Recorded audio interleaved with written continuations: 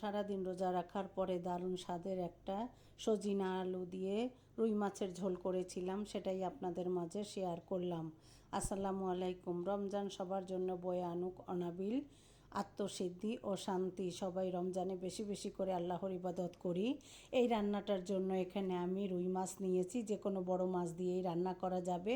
চুলায় একটা পাত্র বসিয়ে মাছটাকে ভালো করে ধুয়ে হলুদ লবণ মাখিয়ে নিয়ে তেলটা গরম হয়ে গেলে আমি এখানে একে একে মাছগুলোকে দিয়ে ভেজে নিচ্ছি। ভেজে নিয়ে অন্য একটা পাত্র চুলায় বসিয়ে দিয়ে এখানে দিয়ে দিলাম আমি যে মাছ ভেজেছিলাম, যে তেলটা একবারেই দিয়েছিলাম, এই তেলটা এখানে দিয়ে এখানে আমি পেঁয়াজ, রসুন, কাঁচা ঝাল একসঙ্গে বেটে সংরক্ষণ করে এটা দিয়ে দিলাম। স্বাদ মতো লবণ, লাল মরিচের গুঁড়া 1 চামচ পরিমাণ, হাফ চামচ পরিমাণ হলুদের গুঁড়া, টেবিল চামচের দিয়েছি স্বাদ মতো লবণ দিয়ে খুব ভালো করে অল্প অল্প পানি দিয়ে মশলাটাকে কষিয়ে নিয়েছি তেলটা উপরে উঠে আসা পর্যন্ত। এবার আমি এখানে দুটো আলু এভাবে লম্বা লম্বা করে কেটে নিয়েছি, যেহেতু সজিনা দিয়ে আজকে মাছের ঝোলটা রান্না করব।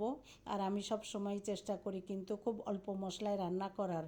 এখানে খুব ভালো করে আলুটা কষিয়ে নিয়ে এখানে অল্প অল্প পানি দিয়ে আরও কিছু সময় কষিয়ে নিচ্ছি। একটু ভালো করে কষিয়ে নিয়ে আমি আগে থেকে সজিনাগুলো কেটে ধুয়ে পরিষ্কার করে নিয়েছি। আর এখন এই সজনেগুলো কিন্তু অনেক বেশি মজার, যেহেতু চিকন সজিনা যারা পছন্দ করে তাদের জন্য কিন্তু দারুণ। এবার সজিনাটা দিয়ে খুব ভালো করে একটু কষিয়ে নিয়ে এখানে আমি দুটো টমেটো একইভাবে কেটে নিয়েছি, এবার দিয়ে খুব ভালো করে কষিয়ে নিয়ে ঢাকনা দিয়ে একদম লো হিটে আমি 5 থেকে 7 মিনিট জাল করে নিয়েছি। আমি এখানে এখনও কোনো পানি অ্যাড করিনি। ঢাকনা দিয়ে 5 থেকে 7 মিনিট লো হিটে কষিয়ে নিয়ে এখানে আমি ফুটানো পানি অ্যাড করব।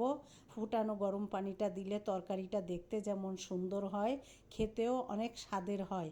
আর সারাদিন রোজা রাখার পরে এই রমজানে এরকম একটা তরকারি, মাছের তরকারি যারা পছন্দ করেন, বিশেষ করে আমার মতো বাঙালিরা, আমি কিন্তু মাছের এরকম পাতলা ঝোল অনেক বেশি পছন্দ করি। আর এরকম একটা ঝোল হলে আমার সেদিন আর কোনো কিছুই লাগে না। আর এই তরকারিটা এতটাই মজার হয়েছিল, আমি ভয়েস ওভার দেওয়ার সময় কিন্তু আমার আবার খেতে মন চাইছে। এবার এখানে আমি 2 কাপ পরিমাণ গরম পানি দিয়ে দিলাম, দিয়ে আমি একে একে মাছগুলোও দিয়ে দিলাম।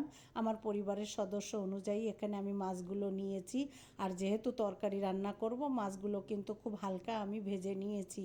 এবার মাছগুলোকে দিয়ে উপর থেকে আমি দিয়ে দিলাম 4টা কাঁচা ঝাল, যেটা আমার এই তরকারির সাথে মাখিয়ে খেতে খুব ভালো লাগে।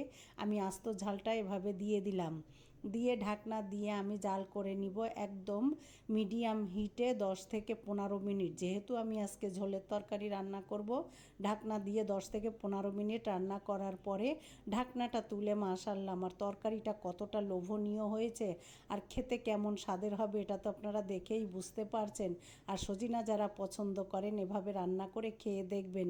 আলহামদুলিল্লাহ, সারাদিন রোজা রাখার পরে দারুণ একটা তরকারি। উপর থেকে একটু ভাজা জিরা আর গোলমরিচের গুঁড়া দিয়ে ঢাকনা দিয়ে ঢেকে রেখে পরে পরিবেশন করে দেখিয়ে দিলাম। সাদা ভাতের সাথে কি যে দারুণ, আলহামদুলিল্লাহ। আর সবাই রমজানে বেশি বেশি করে আল্লাহর ইবাদত করবেন আর সবাই সবার জন্য দোয়া করবেন। আর আমার তরকারিটা কেমন হলো পুরো ভিডিওটা দেখে কমেন্টে জানাবেন। আর সবাই অনেক বেশি ভালো থাকবেন।